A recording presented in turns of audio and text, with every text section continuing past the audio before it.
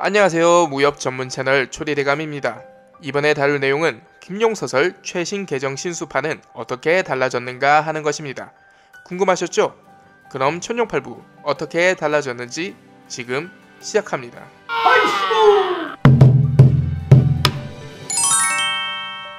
서비랑이 아이들을 직접 죽이지 않습니다. 아이들을 가지고 논 후에 아무 집에다 던져 놓는다네요.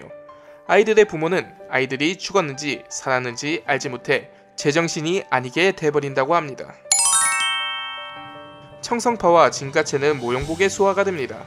포부동은 그들에게 수하가 된다면 아버지와 사제의 원수를 찾도록 해주겠다고 제안하고, 왕어는 그들의 잃어버린 무공을 알려주겠다고 하지요. 물론 그들은 기꺼이 그 제안을 받아들입니다. 진장로가 왕검통으로 변장해서 거란군을 유인한 일과 거란군 원수를 암살한 일은 교봉이 지시한 일이 됩니다. 이것은 교봉이 개방방주로서 용맹할 뿐만 아니라 전략적 안목을 가지고 있음을 보여주는 사건이죠. 또한 교봉의 부채를 훔친 것은 진장로가 아니라 정관총으로 수정되었다고 하네요. 지강대사를 만나러 가는 길에 소봉과 아주는 5명의 노인을 만납니다. 그들은 소봉의 장력, 특히 항용 28장을 시험하여 듭니다. 그들 5 노인은 사실 현자방장과 현자항렬의 고수들이었지요. 현자는 형고의 몸을 검사해본 결과 매우 양강한 장력의 상처를 입었음을 알았으나 소봉이 그렇게까지 무례하니라 여기지는 않았습니다. 그래서 그는 사형제들과 함께 정체를 숨기고 단파, 담공, 조전손이, 서장로, 성가의 사례자를 찾아다녔다고 합니다. 마침내 현자는 소봉을 시험해보기로 하고 그의 금강장력과 소봉의 항용장이 충돌하려고 하는 찰나 현자는 내공을 거두어들이고 소봉은 노인의 의도를 알 수 없어 혼란에 빠집니다. 만약 소봉이 함께 장력을 거두었는데 그것이 속임수라 노인이 공격한다면 막을 수 없을 것이고, 장력을 거두어들이지 않는다면 노인은 죽을 것이지요. 만약 5명의 노인이 일제히 힘을 썼다면 나는 이미 죽었을 것이고 이 노인이 나를 속이려 하는 것 같지는 않다라고 생각한 소봉은 장력을 거두어들이고, 그 순간 현자는 소봉이 결백함을 깨닫습니다. 하지만 아직 그의 정체를 말해주진 않지요. 지강대사는 소봉에게 아버지의 정체를 알려줍니다. 소원사는 거란 신의대의 훈련 감독관이었습니다. 또한 그는 요나라 태후의 일족이었지요. 비록 소원산이 요나라에서의 직책은 그리 높지 않았으나 그가 황실과 친분이 깊고 그의 믿기 힘든 무공 실력을 황제와 태후가 존경했기 때문에 그의 한마디는 매우 무게가 있었다고 합니다. 그는 요와 송 사이에 평화를 제안했는데 이 때문에 모용박은 그를 죽이어 음모를 계획하게 된 것이라고 하네요. 소원사는 약간의 중국어를 구사할 줄 알았으나 거란인의 억양이 너무 강했기에 송의 고수들은 그의 말을 알아듣지 못하였다고 합니다. 심지어 현자방장, 왕검통, 지광 등은 소원산의 이름을 진작에 알고 있었으며 평화를 위해 노력하는 협사로서 존경하고 있었다고 합니다. 실수로 소원산을 죽게 한 것을 알고 나서 그들은 굉장히 슬퍼했으며 요나라의 보복이 있을까 두려워했다고 합니다. 그러나 다행히도 그런 일은 일어나지 않았다고 하네요. 마부인은 백세경에게 소봉에게 반기를 들라고 권합니다. 그러나 백세경이 이에 분노하자 그녀는 정관청을 찾아 도움을 구하게 됩니다. 3일 밤을 함께 보낸 후 정관청은 그녀가 원하는 모든 것을 해주기로 수락합니다. 그러나 그녀는 정관청 혼자의 힘으로는 충분하지 않다는 것을 깨닫고 서장로를 찾아갑니다. 마부인의 말에 따르면 그녀를 먼저 유혹한 것은 서장로였다고 하네요. 그녀는 당연히 거절하지 않았으며 서장로와의 불륜을 시작하였다고 합니다.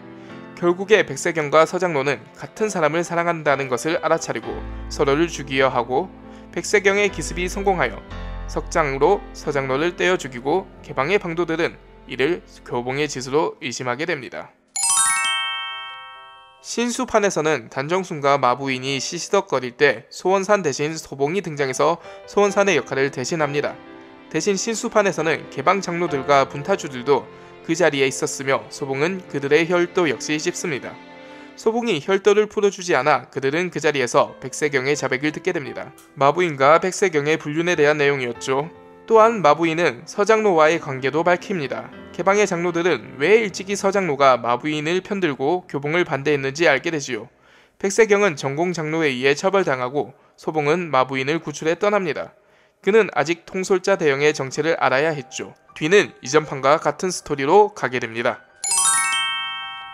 이 모든 것을 마부인이 자백했을 때 개방의 장로들은 가장 좋은 방법은 이 모든 진실을 철저히 숨기고 모든 죄를 소봉의 탓으로 규정하여 소봉을 희생양으로 남기기로 합니다.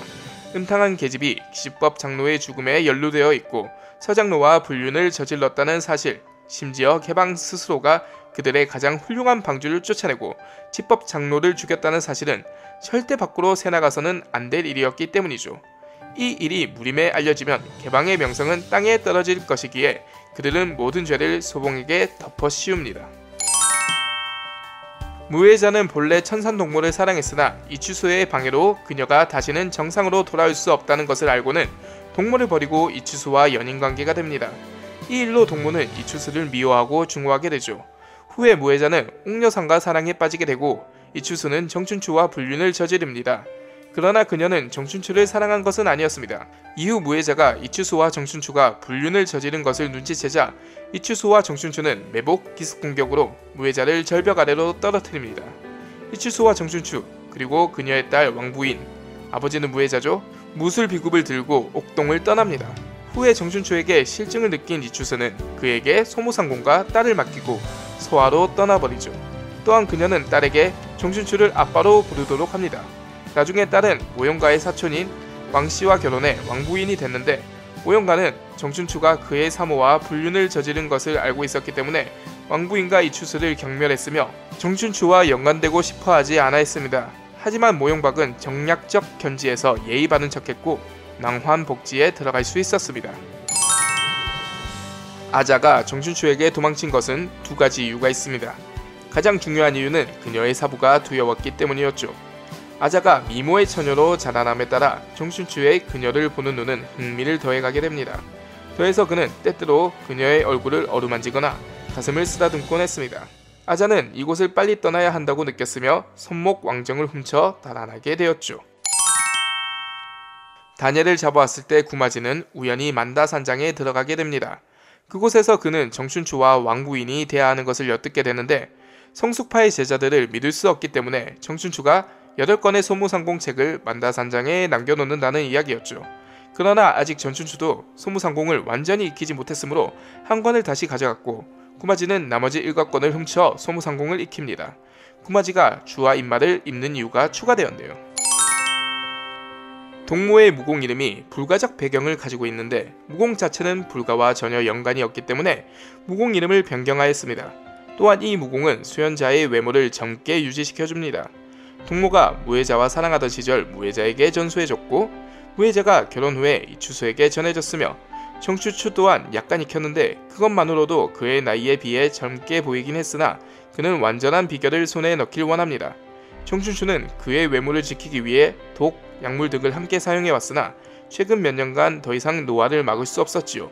무공의 이름은 천장지구 장춘불로공이며 이름에 무술의 특성을 담고 있습니다. 유탄지가 익힌 것은 역근경이 아닌 천축의 요가입니다. 과거 인도의 고승이 중국에 왔었는데 몇 권의 경전과 경전을 적을 빈책을 들고 왔죠. 그 책에는 고대의 산스크리스트 수행자들이 강력한 요가를 보이지 않는 잉크로 적어 놓았는데 책을 들고 온 고승조차 그 사실을 몰랐기 때문에 그 위에다 산스크리스트어로 역근경을 적은 것이었습니다. 어쨌든 소림사에는 중국어 번역본이 있었으며 역근경이 없어진 것에 대해 별로 신경 쓰지 않았습니다. 현자방장은 소봉을 소림사로 들이고 그들이 예전의 오노인이라고 밝힙니다. 또한 그가 바로 통솔자라고 인정하면서 부모의 복수를 하고 싶다면 반격하지 않을 것이며 현자 학렬의 고승들에게 복수하지 말라고 합니다. 소봉은 양부모와 은사, 그 외 수많은 사람을 죽인 진정한 흉수를 찾아낼 시간이 필요하다고 말하죠. 현자는 어느 때고 자신의 목숨을 가져가도 된다면서 자신과 소림의 승려들이 무리민들에게 설명하거나 막아줄 테니 소림사에 와서 살 것을 제안합니다. 그러나 소봉은 이를 거절합니다. 서하공주는 이추수의 손녀입니다. 소봉이 구출된 후 개방은 그가 다시 방주가 되길 원합니다. 그러나 소봉은 이를 거절하죠. 대신 허죽에게 개방의 양대 절기를 전수해주고 개방에서 2개의 절기를 배울 수 있는 적임자를 찾으면 전수해달라고 합니다. 먼저 타구봉법을 전수하는데 허죽의 이해력과 암기력이 좋아 2시간 남짓 만에 펼칠 수 있게 됩니다. 이어 소봉은 항용 28장의 마지막 10장은 실상 변화가 작고 이전 18장의 반복에 불과하다며 만약 항용장에 대해 완전히 이해할 수 있다면 뒤의 10장은 전혀 필요 없다고 합니다. 그와 허죽은 뒤의 10장에서 좋은 부분을 추연해 앞에 18장에 포함시킵니다. 오랜 세월이 지난 후 개방 방주의 자리에 오르기로 되어 있는 이름 없는 어린 거지가 허죽을 찾아오고 허죽은 그의 자질을 시험하여 자격을 검증한 후에 항용 18장과 타구봉법을 전수합니다. 모용박은 화염도를 가르쳐준 대가로 구마지에게 소림 72절기를 선물합니다. 만약 육맥신검의 건보를 가져온다면 다른 50개의 무술 비급을 복사할 수 있도록 약속하죠. 다녀가 크게 상심한 것을 본 서하공주는 그에게 동맹을 제안하며 시녀를 보냅니다. 또한 허죽 역시 사검을 다녀에게 보내지요. 그러나 다녀는 사검을 상공의 아들들과 결혼시킵니다. 그 후 모관촉은 황비가 되고 종령 서하시녀는 비로 책봉됩니다. 그들 중 누군가가 1등의 아버지인 단정응의 어머니이나 누구인진 불명확합니다. 늙지 않는 비법을 아는 천산동무, 이추수, 무해자가 모두 죽었기 때문에 왕어원은 정춘추에게 젊음을 유지하는 비법을 배워야 하지만 배우지 못합니다.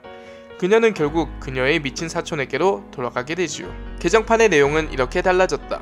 구독자 여러분 재밌게 감상하셨나요? 다음 시간에 더욱더 재미있는 내용으로 찾아뵙겠습니다. 그럼 다음 시간에 찾아뵙겠습니다. 시청해주셔서 감사합니다.